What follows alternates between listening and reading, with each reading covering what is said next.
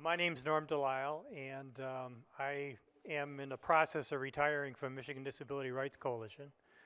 I was the director there for 19 years and worked at Protection and Advocacy before.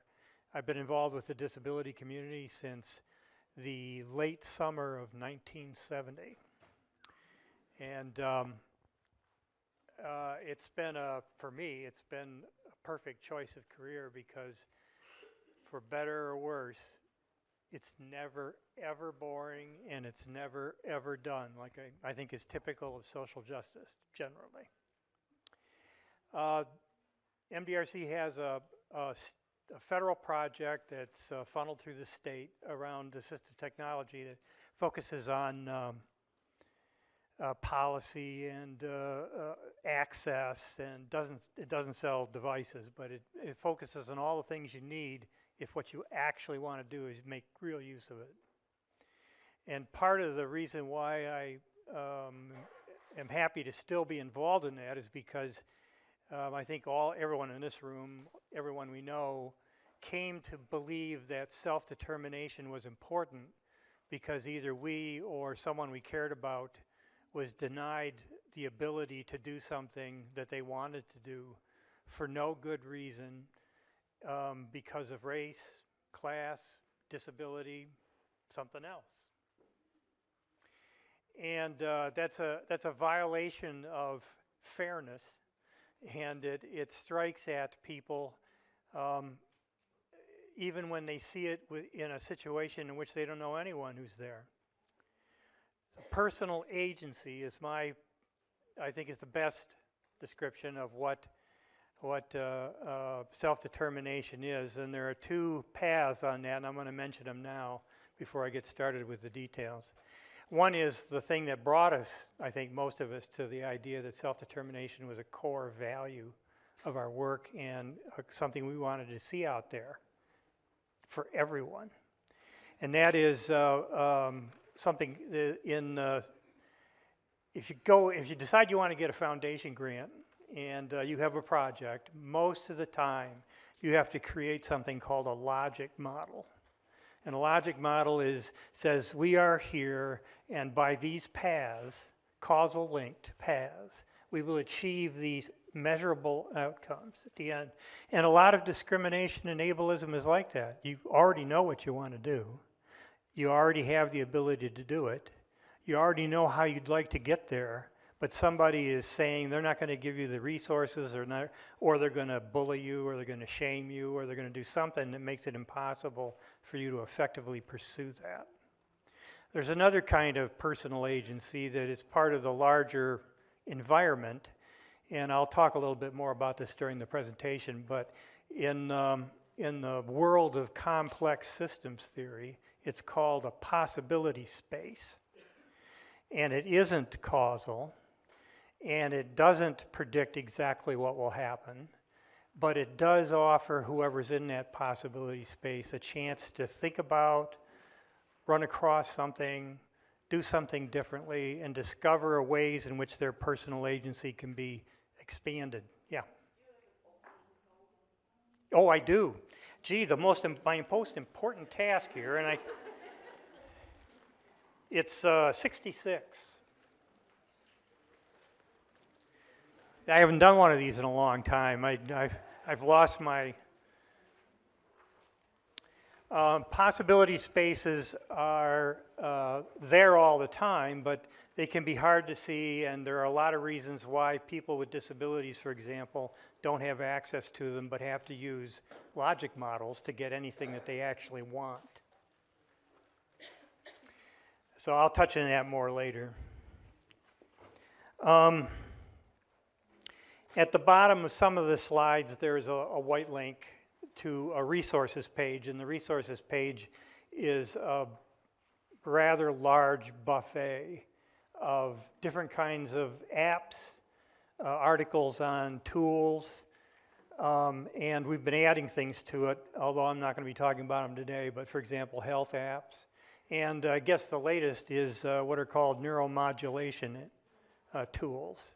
Neuromodulation was only available in research places like U of M for many years, but it's direct stimulation of specific points in the brain in order to achieve activation there that either wouldn't happen, or in order to see what goes on there when you actually have some energy to do that with that part of your brain. And I'll give you an example of it. This is a research one. It's not available. You can't go out and buy this. There was a fellow with Asperger's syndrome, now called autism, as part of the autism spectrum, who had no empathy. And he was seeing a neuropsychiatrist about that to try and build his empathy. And at that time, at that university, they were experimenting with a way to stimulate the empathy parts of the brain, and they didn't have a lot of experience with it. Mostly they were focused on safety and whether or not the stimulator was working. This is all outside the brain. You put it on, and you don't have to cut anything or put in any implants or anything like that. And he had one 45-minute session with the psychiatrist, and the psychiatrist wrote an article about this. I think it was in the New Yorker. It was a few years ago. If I could find it, I would put it in the resources, but I haven't been able to find it recently. And when he left the session and walked out on the street, he was walking down the street and people looked different, and he couldn't figure out what it was until he saw someone who was very sad. And he broke down in tears and started crying on the street in front of all these people. And it was sufficiently long lasting that it cost him his marriage, because his wife hadn't married him for his emotional empathy. And the article is very interesting in that respect, and it both has puts a face to possibility, but it also points out that anytime we change ourselves or anytime we exercise personal agency, there's some risk involved. We either have to accept that risk, or we're going to have a real hard time having real personal agency. All right, personal control is personal power, but with no guarantee. Today I'm going to focus on small pieces of this that are important when you're trying to deal with recovery and using mutual support to build your own capacity for personal agency and to support those that you care about. One area is emotional self-regulation. I'm sure all of you have seen articles on breathing techniques and all that. There's an enormous amount of this stuff. I'll touch on some of it around mental illness, IDD, and substance abuse. But the universe of those is much larger.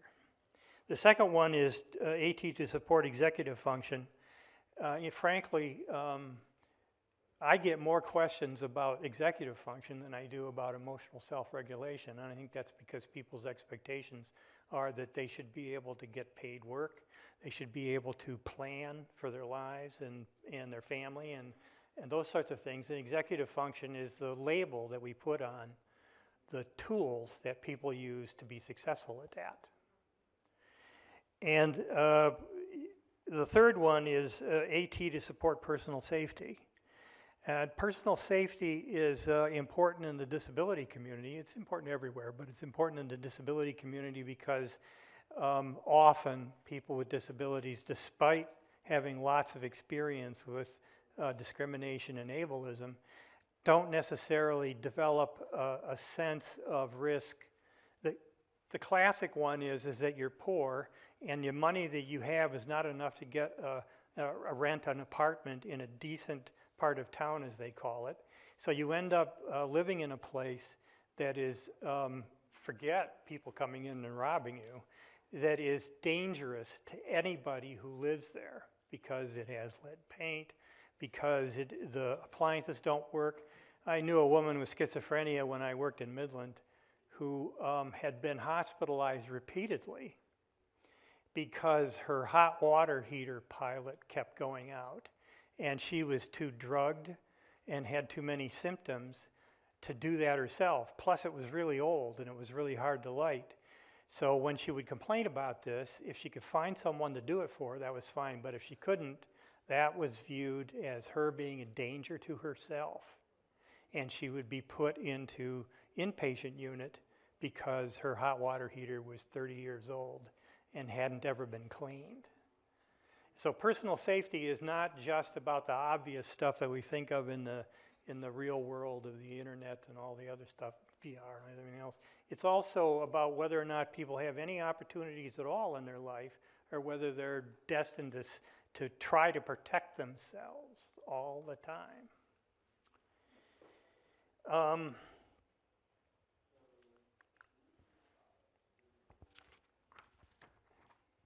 If you have a question, feel free to ask it. You don't have to wait. If you have to do something for your own good, do it. I won't take it personally unless you scream something at me as you go out the door. If I can't get to your question today, please email them to me to my email address, and it's in a couple places in the slides. Michigan Disability Rights Coalition is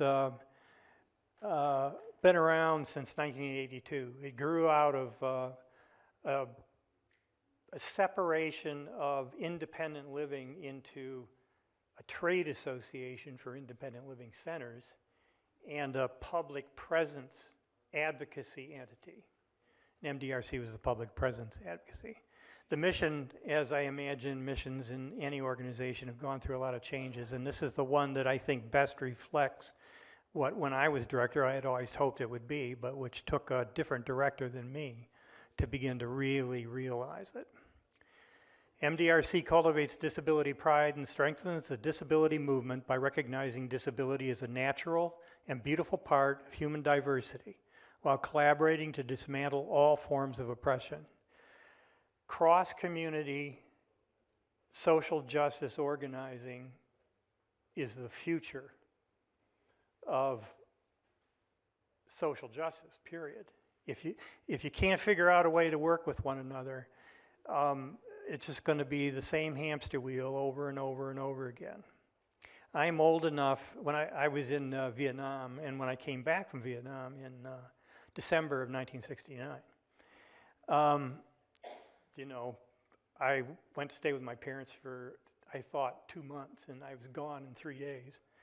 And I saw that, but I was going through the Midland Daily News and looking to kind of catch up the last couple of months worth of papers that my father and mother saved for me.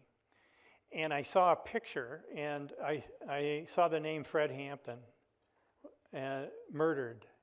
And I knew who Fred Hampton was. He was the head of the Black Panther Party in Chicago. And he had the distinction of pulling together white Appalachian activists and Puerto Rican activists together with black activists to take advocacy to the Chicago various powers. And one night he was murdered by police officers who broke into the place and shot him. And the picture, this is Midland Daily News, we're not talking about a radical newspaper here. The picture is of his mattress, soaked in blood. And I was shocked by that, even though I just gotten back from a combat zone. I guess I thought that it wasn't likely to be as risky as I had experienced it when I was in combat, but it was. And what I got out of that was if you try to bring people who are supposed to be enemies of one another together and you actually succeed, you better watch your back. And there's a certain amount of truth. It's not like people are still being killed, but it is not quite the same as it was back then. That was a half century ago. And there's a real effort in a lot of places to pull together people to ally with one another so that they can deal with issues like poverty and community supports and a lot of the things that people with disabilities want to have in their lives. I think the other thing to know about our mission is that it is reflected in our work. It's not a marketing meme, and that it has a genuine effect on our choices that we make in terms of our work all the time. And I think that anybody who works in human services would want that. Obviously, not everybody's going to have it, and I'm hardly saying that we do a perfect job of this.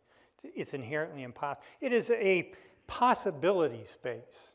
It is not a guaranteed procedure to achieve social justice.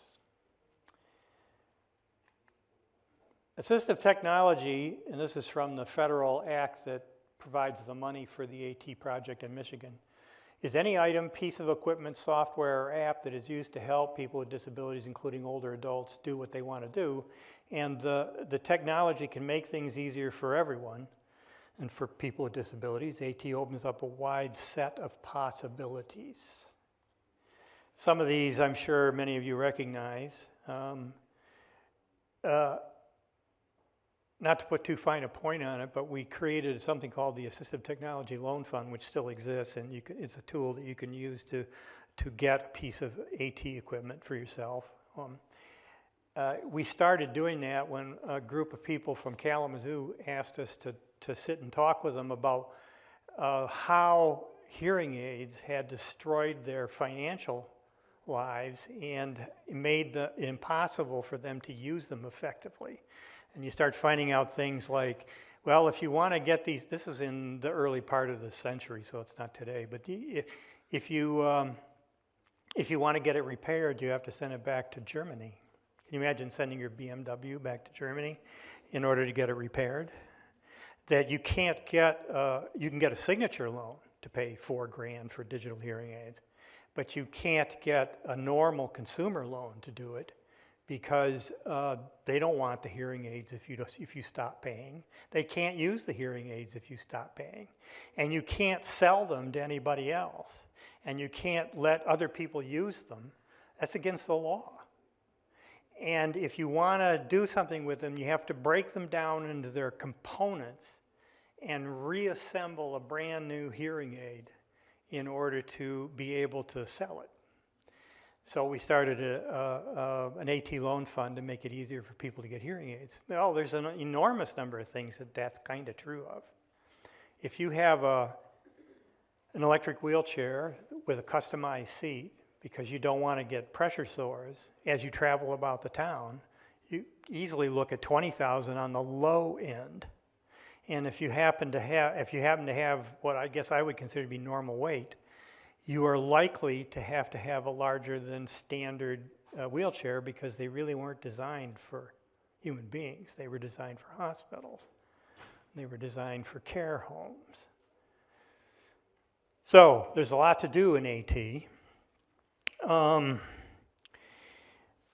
This is probably the most popular type of thing. It's a doorknob holder because doorknobs are a pain in the neck if you have any kind of hand-based lack of function.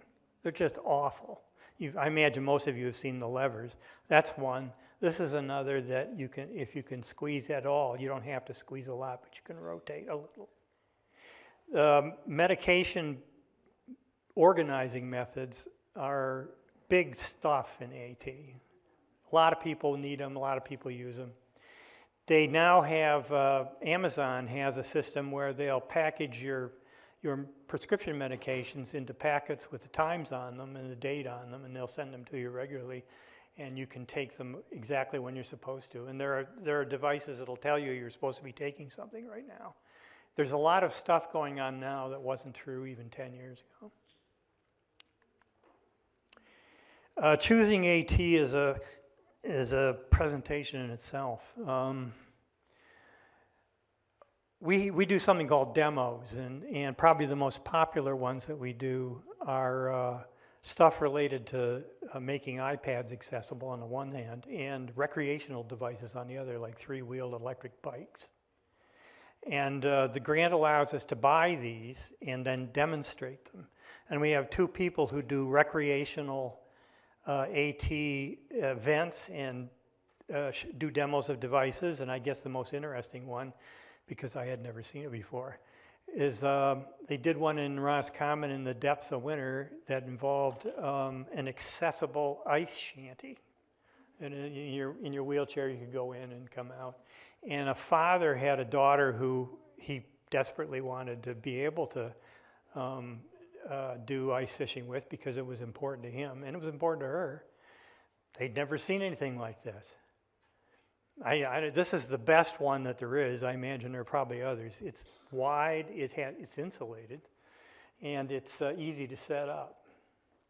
There's a lot of reasons for choosing AT, but you always have to start with a personal goal. There is no connection between a device and a diagnosis, a device and a specific elbow arthritis. There is not any real connection between them. You can't go from diagnosis to picking out a device. You can't go from a learning disability to get an app that deals with learning disabilities. I'm not saying they don't sell them. I'm saying that you'll have more failures than successes if you go at it that way.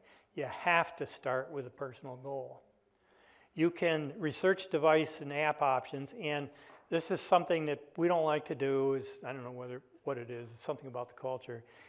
If they don't mention that they have a free trial and it costs any money at all, you need to ask them if you can have a free trial. And we provide demos to people for a month so they can take the device, we do the demo, they take the device home and they try it out, see whether they really want to invest it or not. You got to have that if you expect to use a device that is not a washing machine, and it's not a knife, and it's not a cooking utensil. It's something that it has to fit you or it's useless. You have to understand the environment of the AT use, because people, if you don't do that, people get them, try them, can't make them work, and stick them in the closet. And that's just as true of iPads. I think most of us would think that modern technological devices are fairly straightforward. Not if you need an accommodation, they aren't. And if the accommodation you need you can't figure out a way to do, then the device is a brick. Review the resources, include setup and installation, include warranties for God's sakes, and find out where you can get the thing repaired before you buy it. Otherwise, I'm sure this looks a lot like a list that would apply to any major purchase that we made, right? When I mentioned the thing about realizing intentions as one thread of personal agency, the other part I was really talking about, the wider thing, was the context of self-determination. And there's some components to that, and I'm going to try to break out of the normal way of talking about AT so that you can think about the context as something bigger and not specific to a particular disability or a particular device or anything like that. I've got links, and I'll tell you a little bit about each one, but I suggest if you don't do anything else with the slides, go here. This is a very funny video about trying to organize a children's birthday party using the concepts and frameworks of organizational management and planning. And it's extremely funny, and it's 3 minutes long.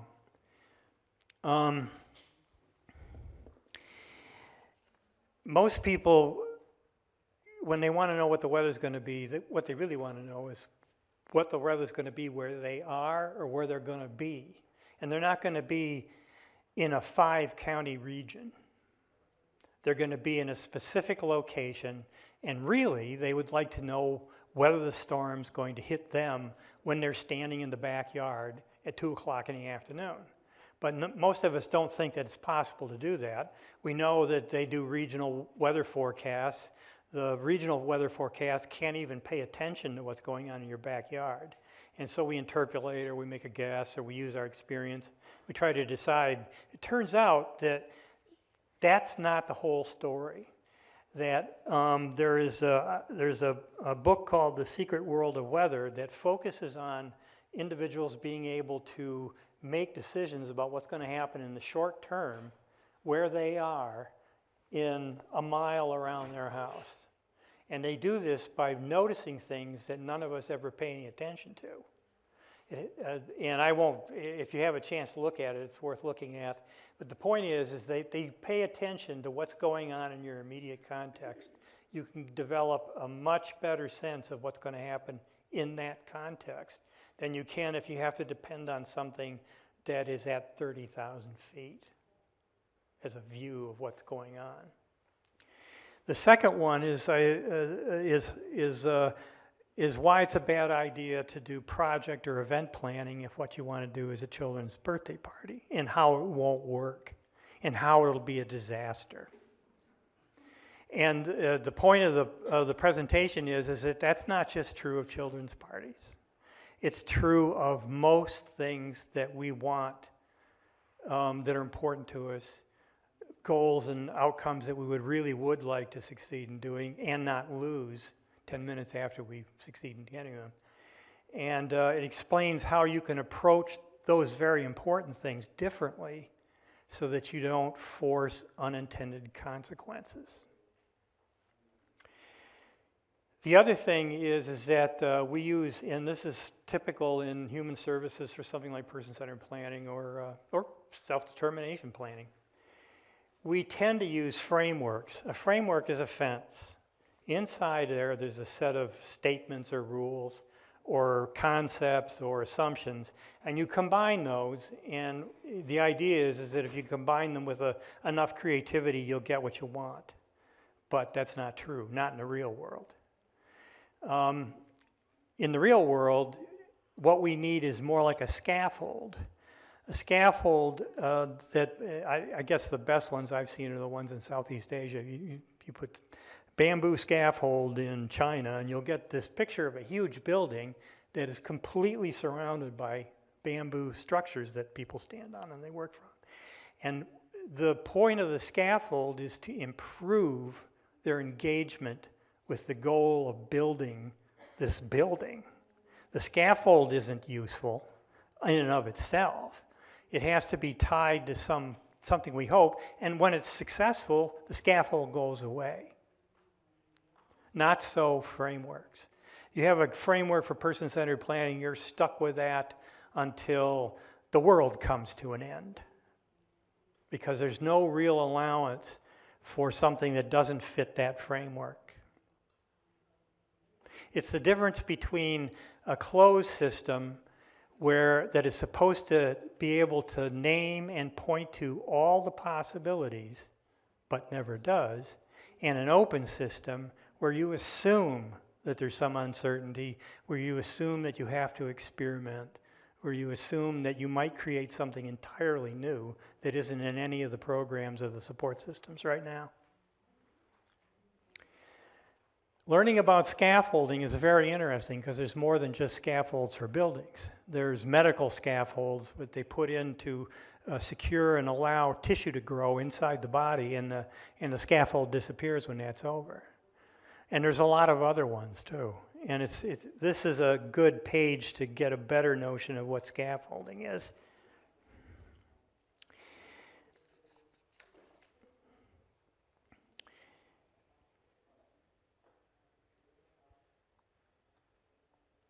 All right.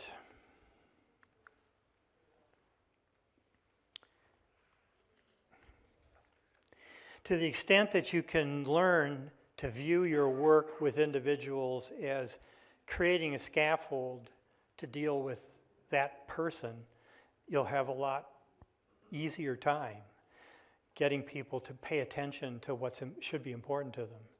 And I'll talk some, when I get to self-regulation, about people who engage in dangerous behavior, but they don't do it just to be a pain in the ass.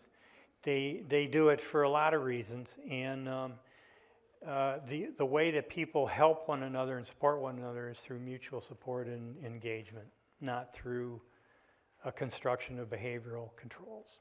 So, in any event, it's become a lot tougher because now remote mutual support is, for better or for worse, is an enduring part of everything that we do.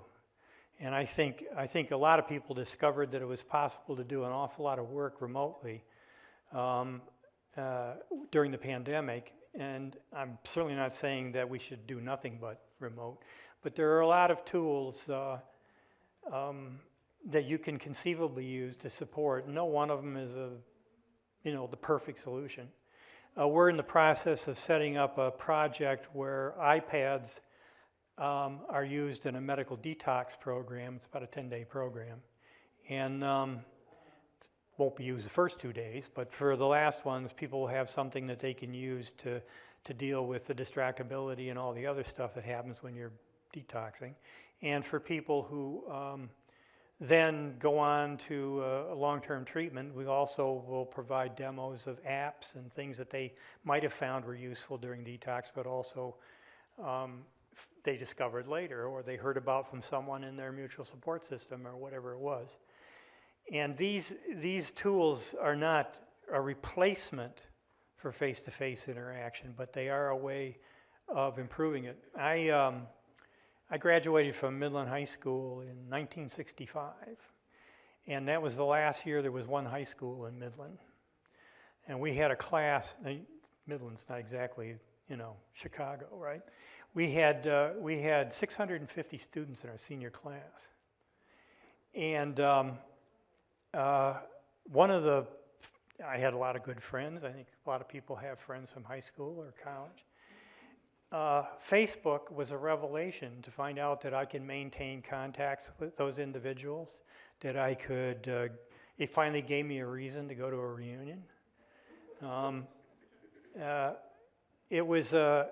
So I don't want to say that you can't. You can take social media and you can put it into anything, and it can be useful. So we're going to have mutual support with remote characteristics no matter what we do, and apps are a part of that.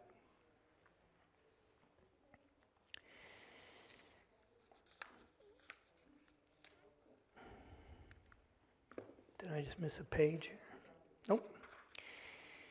In behavioral health, recovery is not cure.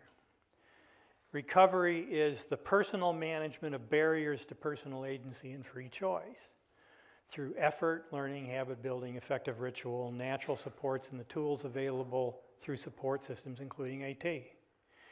I went through the peer support specialist training, 2014, 2013. And it's 5 days, and they have it up at that place named after Ralph up near, above Mount Pleasant. I don't remember what it's called. It's a nice little place. At any rate, there were 30 people in our class. About the third morning, we all got in there to get ready, and they did a little thing at the beginning where people talked about their overnight experiences and that. And 4 women who had been in the same room in 2 bunk beds said that one of them said that when she woke up, something that happens to her with some regularity is that her voices would start, and she couldn't just stop them, and they interfered with her ability to hear what other people in the room were trying to say to her, and they distracted her. And so in the room, and while they got ready, and then over breakfast, they talked about the symptoms that interfered with their ability to relate to other people. And by the time they got to the training, the voices were gone. And she hadn't done anything specifically to get rid of those voices. Because recovery is about effective ritual, natural supports, that kind of stuff. It's not about somehow making a symptom disappear. And it's not behavioral, particularly. I'm not saying that you can't use behavioral stuff for yourself. Effective ritual is a hard one because when you read stuff about this, you get stuff that's 2,000 years old that people are trying to make work today. Which I don't have a problem with, that's fine. The best explanation of the point of ritual I ever heard was a story about an organizational problem in northern Scandinavia with truckers who would often travel 500 miles in a day to get to a depot to drop off the stuff. And when they got there, it was all hands on deck, and they opened it up, and everybody helped remove the stuff from the truck. And 80% of the injuries that occurred to these truck drivers happened in the 15 minutes after they pulled into the depot and went out to help everyone else to do the unloading. And the problem was, I think most of us have had the experience of driving real long distances and then stopping and then getting out of the car, and we're not actually stopped driving yet. our brain is still organized around driving. So what they did was they bought some warming jackets, and they made the truck drivers go through a process of putting the warming jackets on and making sure that they were sealed correctly. And that was enough to shift them into, now I need to be able to pull the stuff out of the truck and load it on the pallets. That's, to me, is a much better definition of what a ritual is for. It's to transform from one focus to another. And it arises out of the fact that when we do stuff over and over again, we get stuck. And so ritual can be a very effective way of doing it. And I don't have a problem with people using any kind of ritual that they feel will do the job. But one way to think about them is that you're transforming from a brain that's focused on this to a brain that's focused on this. And there needs to be something that allows you to do that.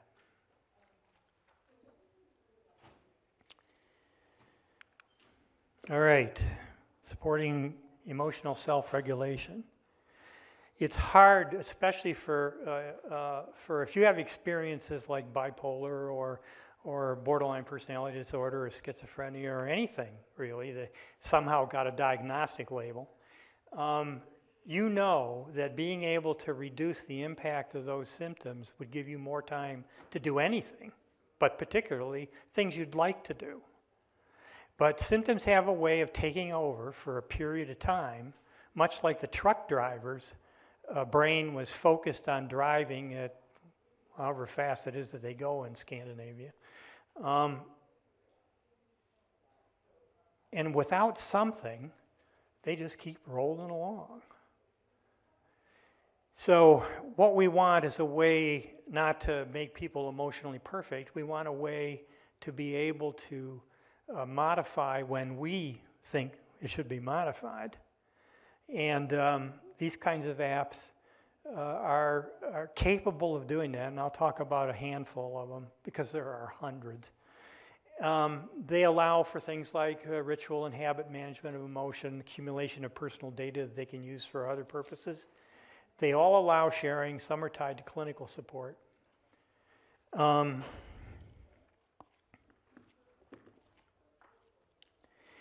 of the great things about self-management of emotional regulation is it's something you can keep using for the rest of your life.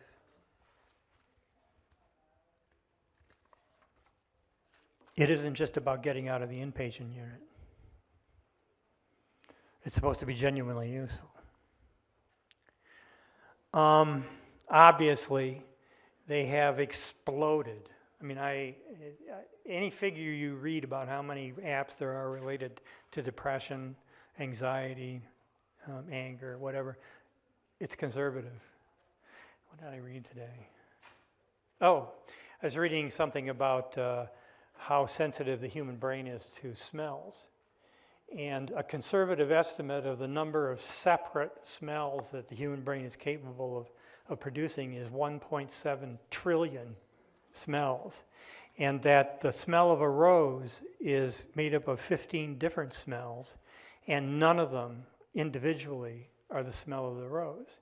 And we all are familiar with that chords in any musical work have a power that is entirely separate from the specific notes that are in them. So they're wholes.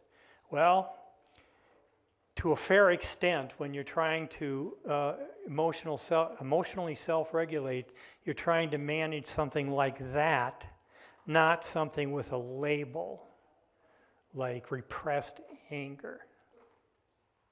You're trying to manage your response to the smell of a rose. All right. For my money, the best single app for that could be a core of anybody's efforts to get better at managing their own emotions and doing what they want with them instead of having to do what other people want, is the Veterans Administration's PTSD coach. And it started out as a PTSD tool. But it is much better than that. And if you want to find out just how much better, go to the online version. They just have more room, and you can get a better sense of what. If I was going to have a critique of the PTSD coach, it is that it covers an enormous amount of ground. At the beginning, in the opening, they have a set of basically what are you dealing with that bothers you? And they have things like depression and problems with the family and a lot of things. And those are actually tied to tools that are useful for that. And the one that really impressed me was anger, because I'll tell you, there is a lack of decent self-regulation tools for anger. They just aren't there. And I guess the most interesting thing to me about anger over the years has been that you can't learn anything while you're angry. You just can't. You can learn things when you're depressed, you can learn things, but anger has the ability to prevent you from seeing anything except that you're angry. So I was surprised to see this in the PTSD coach, and it was pretty good. They offer tools, a variety of them. You don't have to use them if you don't want to. They have forms that you can fill out for yourself. They're not stored on site. You can print them out if you'd like, but they disappear when you leave the app. They have an iOS and an Android app, and they don't try to say that the purpose of this is to deal with combat PTSD, because as we all know, trauma is a universal human experience, and there are an enormous number of things that cause PTSD. And it's a bad idea to tell people, well, whatever it is you have, it can't be PTSD because you weren't in a combat zone. It's just stupid. So it's a very good one. The second one is kind of the other end of it. CBT, I have my quarrels with CBT about the way in which it takes power away from people when a powerful, charismatic person forces you to use it. But if you use it, it can be valuable because you'll use it for stuff that you want. And Mind Shift is a decent one, and it doesn't claim too much, and it's organized and straightforward. And then, interestingly enough, I had a really hard time finding SUD apps that had the same kind of breadth.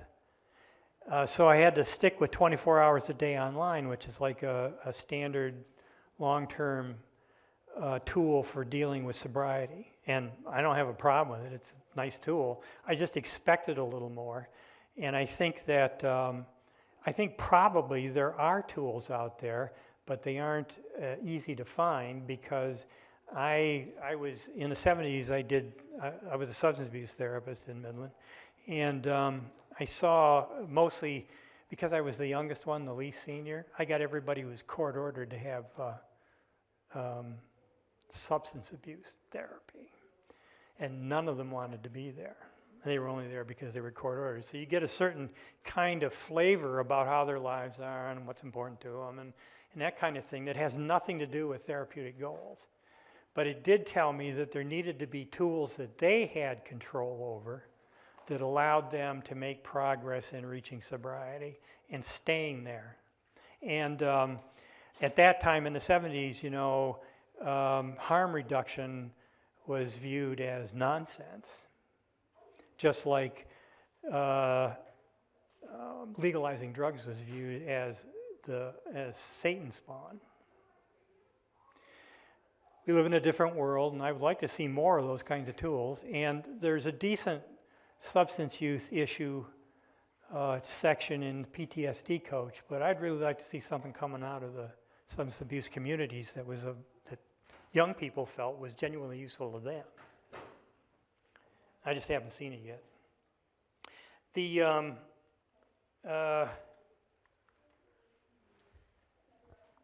I hit everything. Executive function is a very interesting arena for AT because it kind of lends itself to AT. In fact, anybody who has executive functions is using some kind of tools and frameworks in order to get it done, whether it's a diary or a calendar or whatever. And there are billions of them. And there are so many of them that I've been looking for a good note-taking app. And right now, at least, you either have to absorb a way of life that makes everything else in your life secondary to organizing and connecting your notes. Or you have to have something like sticky notes, which sticky notes are great. I'll talk about them in a minute. So, executive functions include focusing attention, working memory, planning, time management, the skills we associate with effective work, and they're considered, people get judged on everything in our culture, but people get judged on whether they're effective at work. They get judged by their bosses. They get judged by the people that work with them. They get judged in a way that it reminds me of high school, where you don't have to make a very big mistake to be on everybody's shit list. But it's also the case that you can dramatically improve your executive functions if you don't get into a space where you think you have to live up to somebody's standard of the way to do it. And most of the, like note-taking, you want an excursion into metaphysical delusion, just get a list of note-taking apps and then go through each one and see what they all say. And I came away from it thinking it has to be easier than this. Executive functions expand dramatically in adolescence, but they don't start in adolescence. 3-month-old kids are using executive functions. They're not using very much of their frontal lobes, but they are using them. And they're using them for much the same kind of thing that we do, but focuses on things that are important to a 3-month-old instead of getting their work done on time. I did 1 year in preschool education, and I was sick the whole time, so I never did it again. But I was astounded at how happy and eager to learn these 4-year-olds were compared to with what I remembered from 2nd and 3rd grade when I was in elementary school, which was not that we were excited about learning. We were excited about not getting punished. So this is always going on, and it doesn't stop in your 20s. There are these things that say that physicists do their best work in their 20s, and I don't know, legal scholars do their best work when they're 100. I don't know what it is.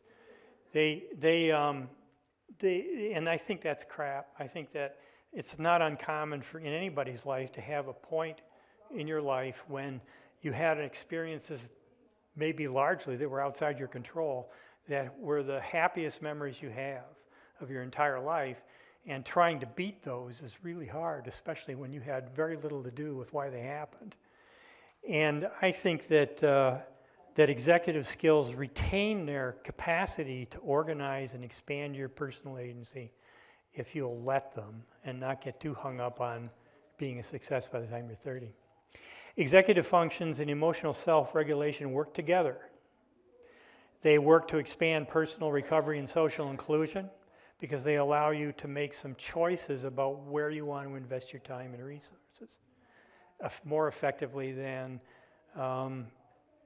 running into something and then having to figure out how you're going to get out of it.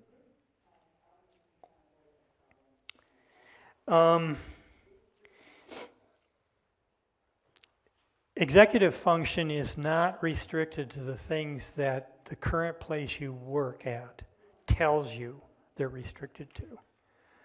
A lot of people have a kind of superpower, but they don't have any idea what they should do with it because it doesn't fit into any of those kinds of things. For me, I'm on the autism spectrum, and I was when I was in a Catholic school until 8th grade. And you don't know the meaning of the word precise mentation until you've spent, say, 6 years in a Catholic school. I'm sure it's not like that anymore. But one thing I did have was an eidetic memory for print. I did have a good memory, but I could remember pages from books I read, and if there was a question on the test that had to do with something in that area, I could pull it up and answer the question based on what I saw on the page. That started to disappear when I was a teenager. I still have a decent memory, but nothing like that. And frankly, it becomes less usable when you get to college. It doesn't matter whether you can remember everything you see.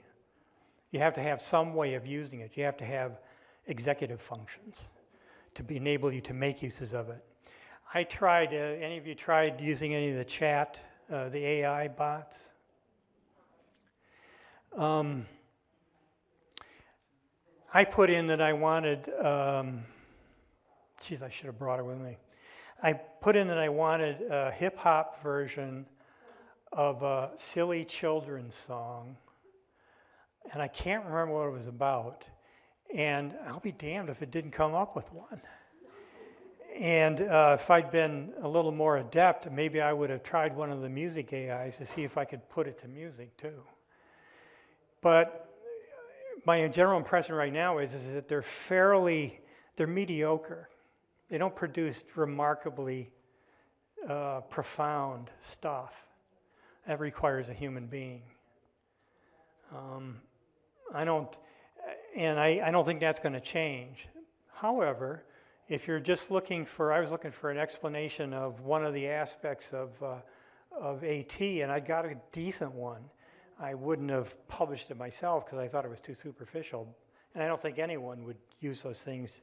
I mean, I think it's a really bad idea to use them for college, because it tells you that you don't have the ability to create good writing. That's what it does. In any event, those are going to be around, and we're going to have to use them, and the best way to use them is to embed them in executive function. All right.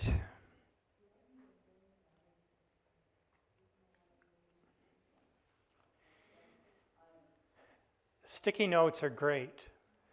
They have a dark side, but they are great. If you have to do something and it involves a fair amount of information, and you don't have one of these expensive note-taking apps, I would suggest that you get multicolored sticky notes so that you have 3 or 4 categories and just jot stuff down on them and stick them wherever you want. You can put them anywhere. They don't destroy the environment particularly, or any more than anything else does. They can contain any kind of information that you want to put on. And for a lot of people, the physical fact that they exist and that they're here is part of the way they organize the information. And it's really hard to get that on a computer. Really hard, even if it's a sticky notes program. So even if you don't have much use for them, I would suggest that you find a way to use sticky notes for something. There are an endless series of to-do list apps, and the hard part is not to find the best one, but to find one that actually fits the way you think about and process tasks that you want to get done. Because it doesn't do you any good if you use it for 2 weeks and then you're lost and you can't figure out what to do next and you just dump it. So to-do lists have to fit your way of thinking. I have a shopping list. I imagine most people have one. Mine is both on Alexa and Google Assistant. And because of the way Alexa has clogged up their app with ads and directions to see some other part of Alexa, I take whatever's on the Alexa shopping list and I put it on the Google one. But I also put to-dos on the shopping list because I look at the shopping list every single day. So if I need to order something or I forgot to do something, it'll be on the list. Now you're not supposed to do that. That would be viewed as an inefficiency in the way in which you used the to-do list and the shopping list. It would be confusing. I don't find it confusing at all. It makes it very easy. One of the things that communication is central to personal agency, and AAC, which is the word boards and the electronic versions and now AI-based ones, are an important tool for communicating if you can't do typical communication. I was part of a panel up in Traverse City a few years ago, and it was about communication in classrooms with people who have what used to be called severe autism, which basically meant that they didn't talk. And I looked down at the panel, and I was there because they told me to be there, but I looked down the panel, and there's this kid who's there on the panel, and when he got up to do his presentation, It was in his iPad, and he went through the whole presentation, and he made emotionally congruent facial expressions as his, and he had created this entirely just to show the educators and mental health people in the room that even if you can't talk, you can still communicate something of value to anybody who's willing to listen, and he succeeded. It was impressive. See if I forgot anything. There are some expensive AACs too, but again, the AAC has to match what the person wants to do with it. And there are, of course, very inexpensive ones. And frankly, there's going to be AI that's going to allow, in fact, I think there's already some projects to do exactly that are going to allow, for example, the ability to take what you're doing with your mouth, even if you can't make a sound, and turn it into words. And they've had the ability, although very expensively and I think with a lot of risk, to put implants in that can, you can think of something and it will affect a tool in your environment. And my personal favorite story of that was from the mid-'60s. There was a thing that wasn't known about neurology then. It's called the locked-in syndrome. And it occurs because a teeny little needle point sized nucleus in the lower part of the brain gets destroyed in it by a stroke. And that cuts off all of the voluntary musculature in the body from brain control except for the muscles around the eyes. And that's it. You can't do anything else. You can't smile, you can't make sounds, you can't do anything, but you can move your eyes, the muscles around your eyes. And there was a Boeing engineer who had a stroke, and he was in the hospital, and he wasn't doing anything, and the doctors were saying that he was in the, today they call it vegetative state. Back then they called it akinetic mutism, which means you can't talk and you can't move. And they didn't think that that was the case. They didn't think that there was no one there. They thought that he was there, but he was having a tremendous difficulty in communicating. So they went back to the Boeing, and they apparently got permission to use research that they were doing to have a heads-up display in a helicopter that would allow you to use your eyes to trigger things in the helicopter for purposes, military purposes or transportation purposes. So you wouldn't need to press a button or pull a lever or whatever. You could just glance at what you wanted and it would happen. And they brought, computers at that time were not, even the mini, so-called mini computers were pretty good sized things, and they brought the whole apparatus into his hospital room. And they set it up so that he would be able to use eye gaze to hit letters on a keyboard and spell out a message. Now, I can't say that this is what it was, but in the article that I read, which was about locked-in syndrome and how they came to recognize it, they didn't use this language, but supposedly he said, the first thing he said was, "Get me the fuck out of here." And personal agency, right?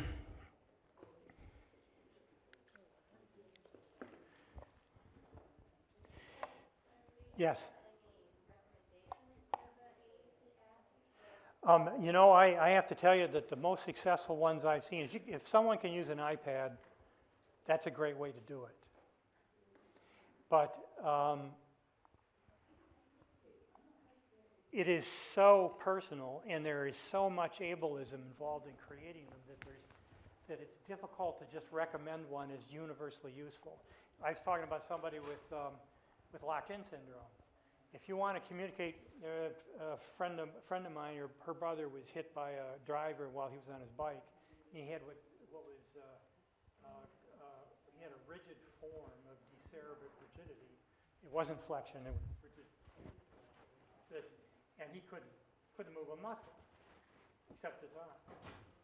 And that kind of thing means that you're going to die from pneumonia because you can't. There's no way to relax that. So eventually you'll die. But in the meantime, he had a life to live, and they were able to use eye blinking to set up um, play tapes and television shows at certain times and particular kinds of food choices and a lot of other things. And they used a yes-no system to do that, which is the hard way to do it. But it worked with him, and it meant that he could communicate what he wanted without having to use a device. But I have seen things that were done. There's a lot of art in elementary school teachers that never gets properly evaluated because it's great, but they just use it for the kids that they're teaching. And one way that happens is you draw little things that are of use in the classroom. The person wants to know, wants to be able to tell you, and you use that as AAC. And that's a perfectly legitimate thing to do.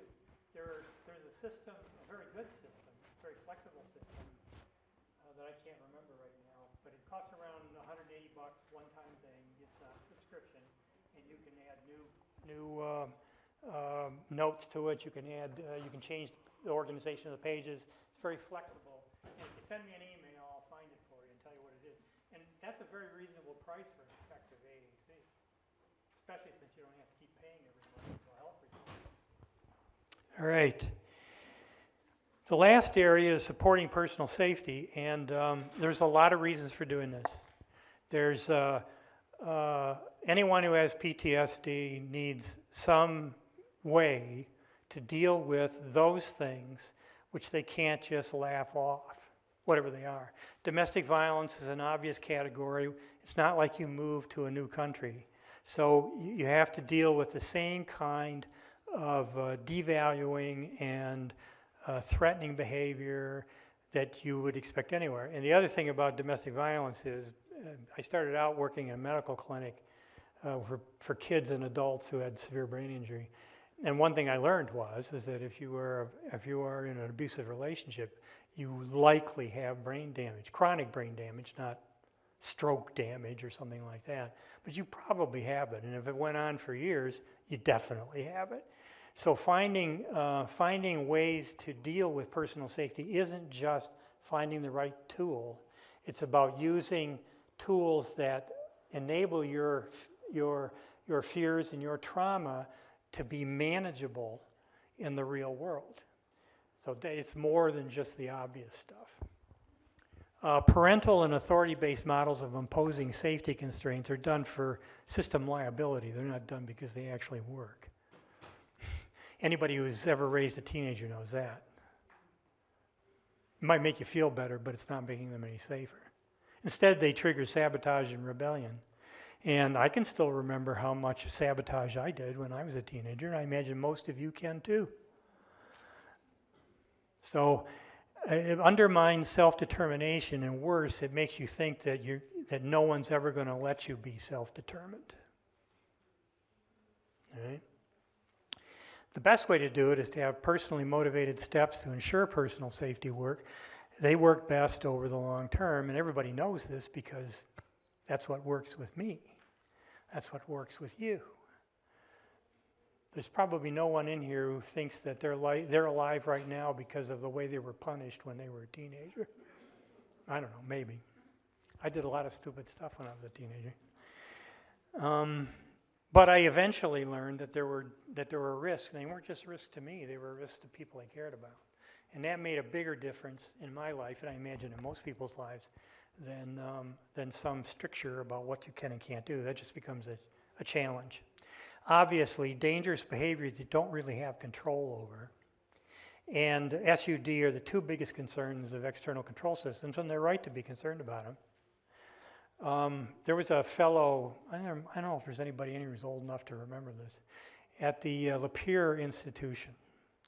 There was, when I was at P&A, there was a fellow who had this incredible, I think he must have been the poster child for the concept of severe reputation. And there was an advocate for the Lapeer area, and I was in the Thumb. And we decided to go down there because they were beginning to do what anybody would have considered dangerous talk about what they were going to do to him if he didn't straighten around. So the deal is that he was fine for days, and then suddenly he was entirely out of control. And he had actually broken the jaw of one of the staff members, And it wasn't like he was provoked or something. They were all sitting around. Suddenly he was off and he hit the guy. So I was expecting, 6'6", 250 pounds, bench press 500 pounds. We get in there, and there's 6 staff sitting around. He has a mattress in the floor. That's his room. And there are 6 staff sitting there because we were coming, and they didn't want us to get hurt. And he was sitting on the mattress, and I swear he didn't weigh 90 pounds. He was skinny. His one joy in life was being able to smoke his pipe. My first thought was I would have looked for a relationship between withdrawal from nicotine and when he lost it, because that used to happen all the time in group homes. 45 minutes from the last cigarette until you start having withdrawal, and they would say, only 3 cigarettes a day. Well, in any event, he was a tough one. They did in fact give him beta blockers. I don't know if you know what beta blockers are, but they make it harder to express rage is basically what they're supposed to do. But there's a catch. And the catch is that if for any reason you have a sharp release of adrenaline in your body while you're taking beta blockers, the blood vessels don't have a balancing thing and they shut down to very tiny, and your immediate blood pressure goes through the roof. Dangerous as all hell. And the other thing they were gonna do is they were gonna put a charge vest on him and shock him when he did this. And so it was the first time we ever had a pharmacist explain to them why this would kill him and they'd get sued. Over time, he eventually ended up in Mount Pleasant in the dangerously angry ward. They had a sexual predator ward, they had an arsonist ward, they had a dangerously violent ward. And when that was shut down, he got his first real, useful, personal-centered plan. And he is still living, he was quite a bit younger than me, he's still living in an apartment in the Mount Pleasant area. And he is not living with a big crowd of dogs and screaming children. But he has control over his life in a way that I don't think I would have ever envisioned him being able to do.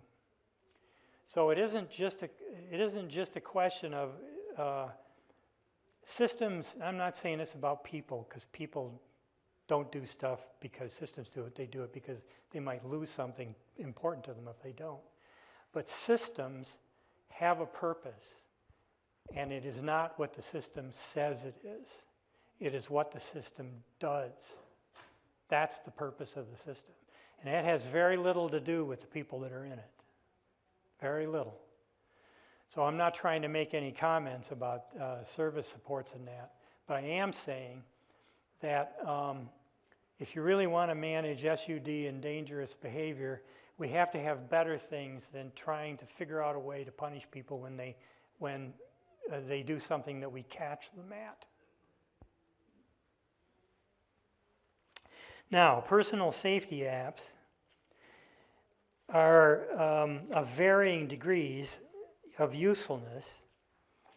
One thing I wanted to mention, because I always try to mention this, is that I have concern about SUD and IDD communities, in particular alcoholism.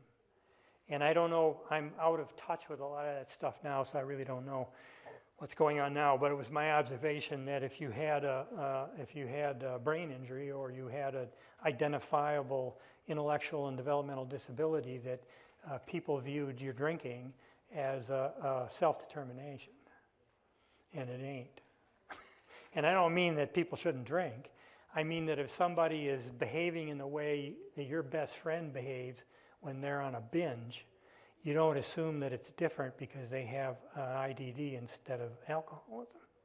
And that's true for any drug. You get some very weird things when people use illegal drugs if they have brain damage. It's just the way it is. And I suppose meth is the best known one because it produces horrible things in everybody if you keep doing it. But I would like to see a more effective way to identify and support people with IDD in the SUD arena. I had a client who, when I was one of the court-ordered ones, who was an individual with a severe learning disability. It took me about 10 minutes to figure that out. And his thing was he would take acid, and I tell you, he felt more intelligent when he took the acid, and he was probably right. He was more capable of organizing what was going on. But it would also give him a false sense of confidence, and he would steal a Cadillac. And he would go joyriding, but you know, driving when you're tripping is just not a good choice. So he'd get in a wreck, and the judge tried to be very lenient with him because he understood that he had a significant learning disability, and this was hardly viciously motivated behavior. He didn't have anything against Cadillacs. But finally, he was sent off to, I met him because he was sent to jail for a year and a day because he just wouldn't stop stealing them. And they put him into a program in Ann Arbor that was targeted to people with severe learning disabilities that was kind of an AA model. And when he came back, I went over to see him, and he could tell you everything that he was taught in that program. And it had absolutely no effect on his behavior. And it was because it wasn't internalized. He knew he had to learn this stuff to get out of there. And he did decide not to steal Cadillacs anymore, which is probably a good thing. I also had a guy who had, I'm sure some of you have run into this, he had a real bipolar 1 disorder. And he was put in jail because he would get bored, and he would start to drink. And I think because of the bipolar 1, he could really pack it away. And when he did that, he would get paranoid.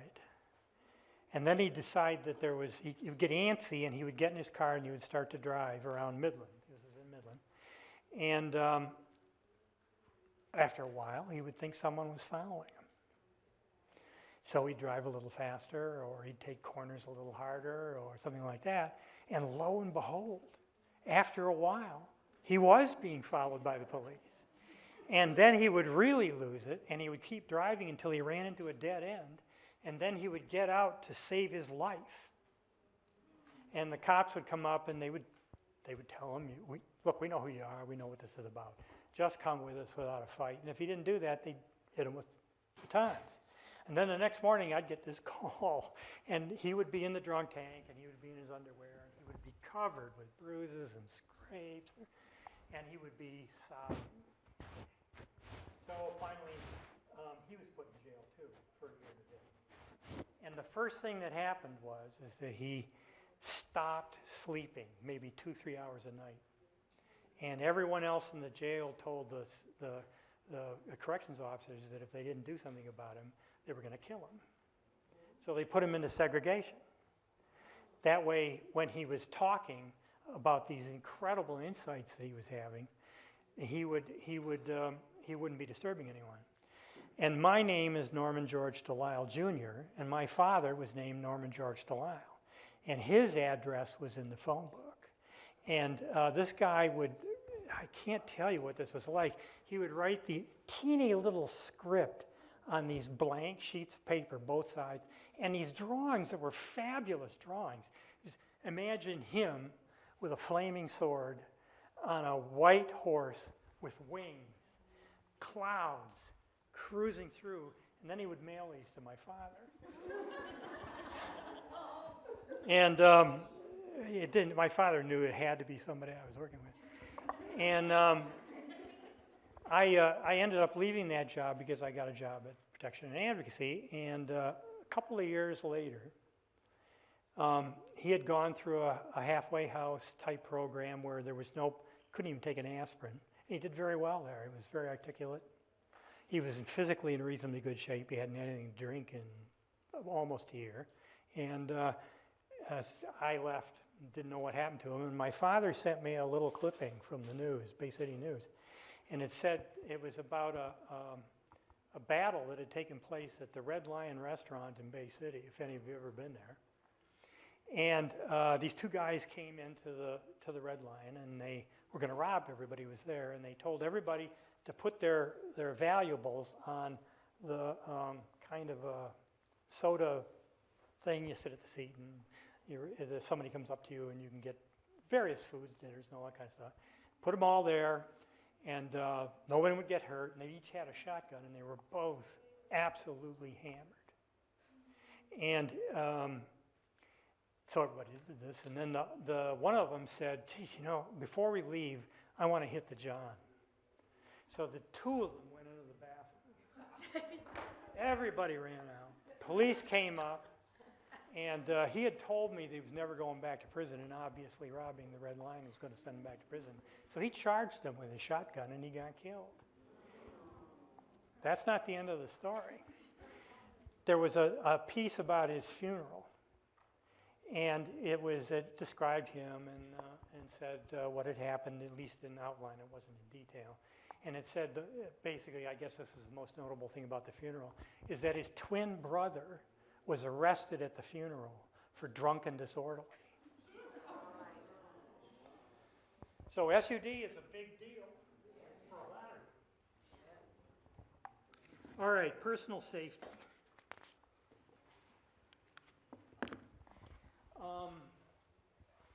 Everybody has something about their environment that they really don't want to happen, but they don't want to talk about it with other people.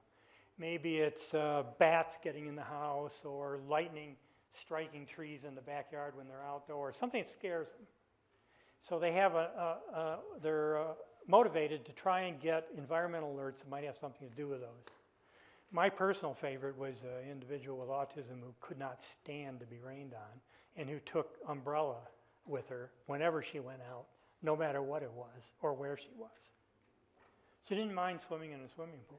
She just didn't like the feeling of the rain on her face and exposed skin, and the fact that the wet clothes would stick to her. So she wanted to know if it was going to rain. There's Everbridge is the one they use in Ingham County, and I think they use it a lot of places. And it does a pretty good job. But it doesn't tell you what's going to happen in your backyard. Beth, I follow weather apps. I really don't know why. I got interested in them when I was trying to figure out how monsoons worked when I was in Vietnam. And they have a lot of really good ones. And there are a lot of good free ones. So if that's an issue for someone, they don't have to scramble to figure out what the weather's going to be. They can get notices. In domestic violence, there's a thing called a safety plan. After you've settled down and gotten your ability to do planning for yourself and about your life, they create a safety plan so that you won't fall back into the same things, and you'll be able to deal with stuff that might be a threat. Well, you know what? There are technology safety plans too, and they're at least as important as the other, because most predators have moved to make technology the most important way in which they hunt for prey. Also, one of the things I learned from dealing with institutions in the 80s and the early 90s is that predators seek out jobs where they have access to prey. And that's one of the reasons why institutions are so terrible. And there's also, this is a pretty good list actually, but it's not oriented to people with disabilities. I'm going to talk about something. This is an article because if you tell people you use a personal safety app, they'll tell you that you're paranoid. So I thought I would put that in there.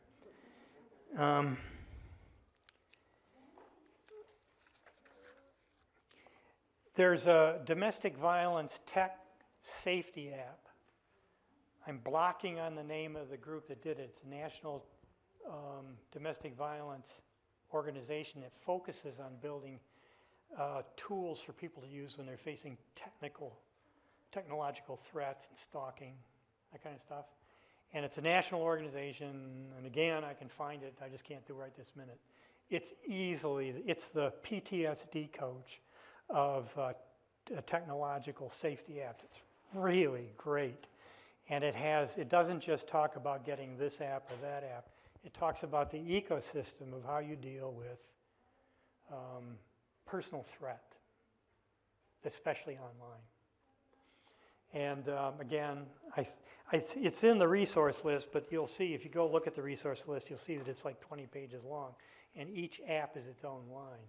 So there's a lot of stuff there. But if you send me an email, I'll let you know what it is. How are we doing on time? Okay. No technology solves a human problem by itself. Technology should be a scaffold to self-determination, not a solution. I think that we need to look at the system as though we're a toolbox, not a solution. I think it's a mistake to look at it. When a person uses an app, they are engaged in a support ecosystem, whether they know it or not.